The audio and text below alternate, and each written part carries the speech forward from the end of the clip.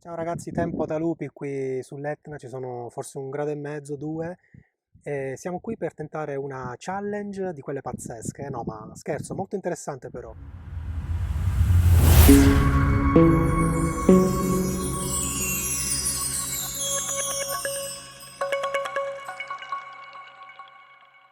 E cioè proviamo a testare quanto riesce a ricaricare la Cupra Formentor ibrida in rigenerazione quindi di energia, partendo da una batteria all'1%, quindi batteria scarica, scarichissima, non arriva mai allo 0% come sapete, il termico anzi comincia poi a quel punto a ricaricarla a giocoforza, a tenerla quantomeno all'1%. Noi partiremo dalla batteria all'1%.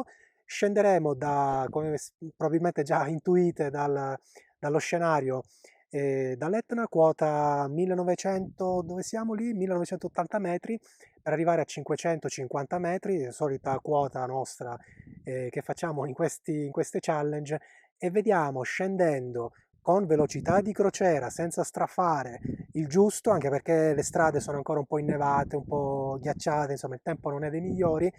In ogni caso, scendendo normalissimamente, come se fossimo in gitarella con la famigliola, quanta batteria recuperiamo. 1%, avrò il clima acceso perché fa freddo e perché si appannano i vetri tremendamente, e forse anche il volante riscaldato almeno per un pochino perché per riprendermi dal freddo che c'è qui fuori. E andiamo a vedere però in auto come siamo messi. Bene ragazzi, vedete la batteria, siamo all'1%, eccolo qua, 1%, naturalmente nel momento in cui stiamo fermi magari comincia a ricaricare, ma noi saremo velocissimi. Andiamo a impostare dal veicolo l'unico parametro che a noi interessa in questo momento per fare la nostra prova, e cioè la rigenerazione. Andiamo in trazione elettrica e impostiamo recupero forte, che è quello che io ho impostato sempre di solito. Bene, abbiamo il recupero forte, abbiamo 1% di batteria, in questo momento sedile acceso, clima acceso, il volante acceso, eccola lì la spia, tutto acceso. Bene, vediamo cosa riusciamo a fare, ci vediamo fra un po'.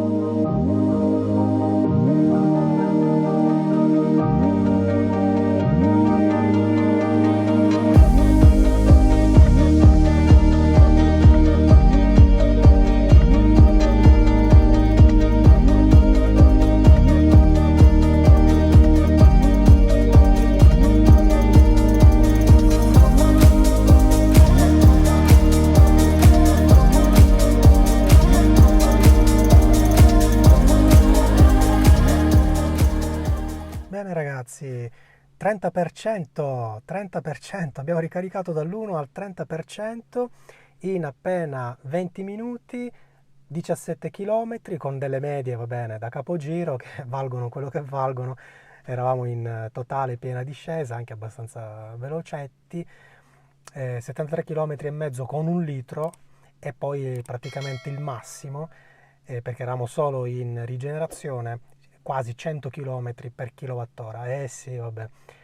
Le nostre autonomie, vabbè, questo vale poco, 12 km di autonomia in elettrico per un 30% di batteria non ci siamo, è una stima naturalmente sballata dovuta al fatto che eravamo arrivati addirittura all'1%, avevamo consumato tutta la batteria e naturalmente lo avevo fatto proprio per poter realizzare questo test. Bene ragazzi, direi che è un test significativo, significa che abbiamo recuperato un bel 30%, abbiamo cioè risparmiato sui freni e abbiamo evitato di disperdere energia, perché con un'auto tradizionale naturalmente tutta frenata che se ne va in freni e che si disperde. Invece così abbiamo recuperato un 30%, significa 3 kW, 3 kWh, quindi insomma abbiamo risparmiato 60 centesimi di ricarica a casa e abbiamo risparmiato qualcosina di più ovviamente alla colonnina, nell'ordine di 1,20 euro, 1,50 euro, non tanto per i soldi ma soprattutto perché significa più efficienza. Abbiamo praticamente guadagnato in autonomia e risparmiato un po' di freni. 30% di batteria significa in un uso tradizionale, comune, significa praticamente un terzo della batteria a nostra disposizione, quindi almeno 20-25 km di autonomia. Bene, per questo video è tutto, per questa prova è tutto. Se insomma avete commenti o altri suggerimenti, mi raccomando nei commenti qui sotto nel video, e alla prossima, ciao ciao!